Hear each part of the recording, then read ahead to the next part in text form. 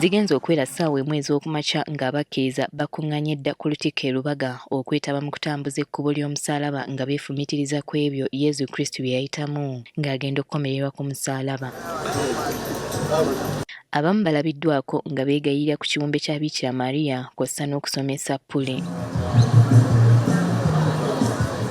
Ku ssaawa 2 ez'okumakya abakkiriza beekuŋŋaanyizza mu bimuli bya Lutikko okulambikibwa ku butya bwe bagenda okutambula.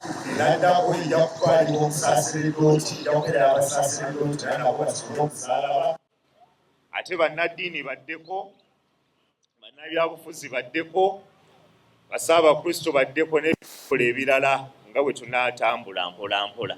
Nga tebannatandika kkubo, Ssaabasumba asoose kwogerako eri abakristu era mu bubaka bwe abakubirizza okwerabira ebyo byonna ebyaliwo ng'omwaka gutandika naddala mu biseera by'akalulu n'obusungu bwonna babutikke Yezu Kristo ku musaalaba afe nabwo. Abaakuwa abamawulire nabo bakubama ate nga bakubidde bwereere luusi, naye byonna byonna tutabyerabira tujja kuwulira tujja kubeera bitulwaye n'okulwala bagende yafa. Kino kye kyamuta nga twandisobodde okukakkana nga Mukama waffe Yesu Kristo bwe yakubwa n'akkakkana n'asobola okubeera nga atutuusa ku bununuzi obuyitirivu obulungi obuliko. Akabonero kano katulage nti ffenna tuli kimu, tuli bannayuganda, tuli bakkiriza, ate okukkiriza okulungi. Ono era avumiridde n'omutima gw'ekko ogwayoleseddwa omusajja eyalumbye amaka agalabirira abaana abato obadde Care Egaba mu divizoni y'e Makindye n'atemula abaana 4. Bw'atyo n'ategeeza ng'eggwanga bwe lisaanye okusabirwa ebikolwa nga bino tebiddamu kulabwako. Naye n'abeera n'omutima ogwo ogw'ekko ogw'okukola ki?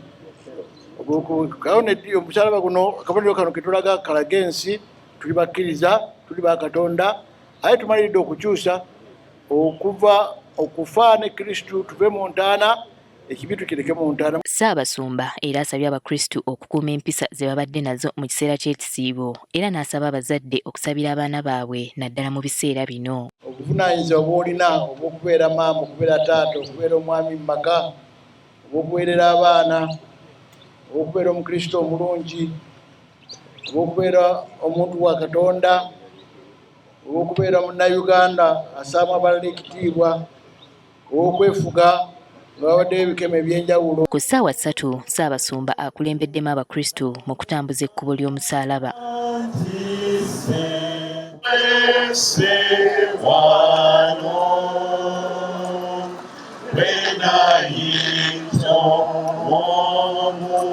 Ekkubo ly'omusaalaba lyetabiddwamu abakulembeze ab'enjawulo okubadde n'omubaka wa Kalungu West Joseph Ssewungu Gonzaga, omubaka omulonde owa Lubaga South Eugenia Nassolo, minisita omubeezi owa Kampala Kabuye Kyofa Togabye n'abalala. Nga batambuza omusaalaba, abakristu bagenze bayimirira mu bifo eby'enjawulo okwefumiitiriza ku ebyo Yezu bye yayitamu wakati mu kusaba n'okwegayirira. Okusitula omusaalaba kujjumbiddwa abantu ab'enjawulo omubadde n'abaana abato. N'abapoliisi nabo babadde basaale mu kutambuza ekkubo ly'omusaalaba. Olutuuse mu Kisenyi, bannaddiini bakulembeddemu abakkiriza okugenda ku kiggwa ky'omujulizi Yowaana Maria Muzeeyi okwegayirira.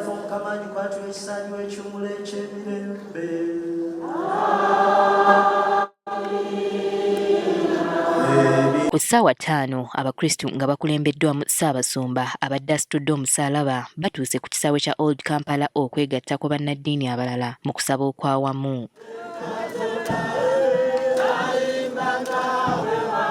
Winnie Tesana Kayinja, Agafeeyo ku Spark TV.